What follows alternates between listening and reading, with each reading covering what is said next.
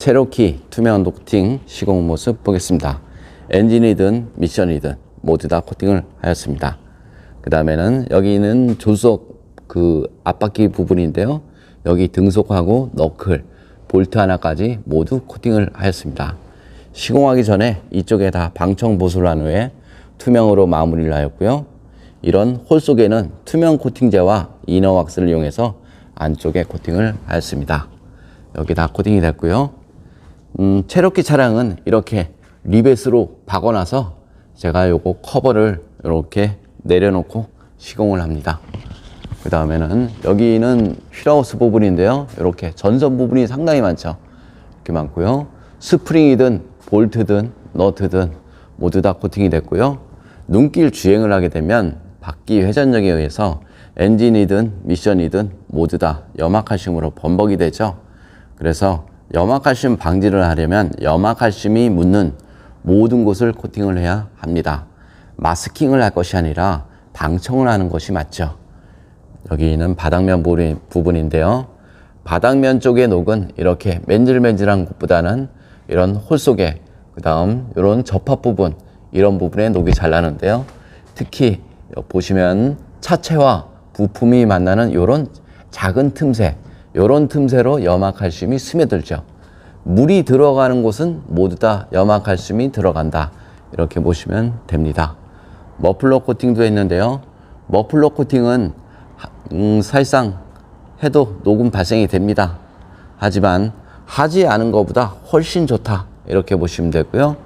머플러 코팅을 하고 나서 냄새가 조금 나는 이유는 처음에는 가열을 해야지 이게 건조가 됩니다. 그래서 그런데 계속 냄새가 난다라고 보면 그건 내열 온도가 낮아서 그렇다, 이렇게 보시면 되고요. 내열 온도 조금 높은 걸로 시공하시면 됩니다. 이쪽에도 마찬가지고요. 바닥면 쪽인데 여기 홀 속에도 다 코팅을 하였습니다. 그리고 여기 사이드 발판이 있는 부분인데요. 발판 쪽에 녹이 잘 난다, 이렇게 보시면 되고요. 여기 차체에 쓰는 재질과 이런 발판에 쓰는 재질은 전혀 다릅니다. 그래서 이쪽에 녹이 잘 난다, 이렇게 보시면 됩니다. 뒤쪽을 가보겠습니다. 뒤쪽에 서스펜션, 샤프트부터 모두 코팅을 하였습니다.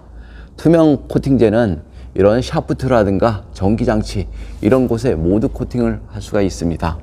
요즘 차들은 이렇게 전기장치 부분이 상당히 많죠. 그래서 요즘 차에 가장 잘 맞는 코팅이 투명 코팅제다, 이렇게 보시면 됩니다. 뒤쪽에도 마찬가지 리벳으로 다 박아버렸습니다. 그래서 분리 자체가 어렵습니다. 여기 머플러 코팅한 모습이고요. 뒤쪽 서스펜션, 이쪽을 보겠습니다. 제 생각에는 뒤쪽 서스펜션이 녹이 잘 날 것이다, 저는 이렇게 생각을 합니다. 이유는 간단합니다. 염화칼슘이나 오염물이 머물기 때문이죠. 그럼 이쪽에도 박아놨죠. 그럼 이쪽을 보시면 이렇게 전기장치라든가 이런 것들이 상당히 많은데요. 투명 코팅의 가장 장점은 이런 전기장치 부분에 코팅을 할 수 있다는 것이죠. 그리고 투명 코팅제 자체가 절연 코팅 기능을 하기 때문에 이런 모터라든가 센서 이런 부분에 코팅을 해도 전혀 문제가 없습니다.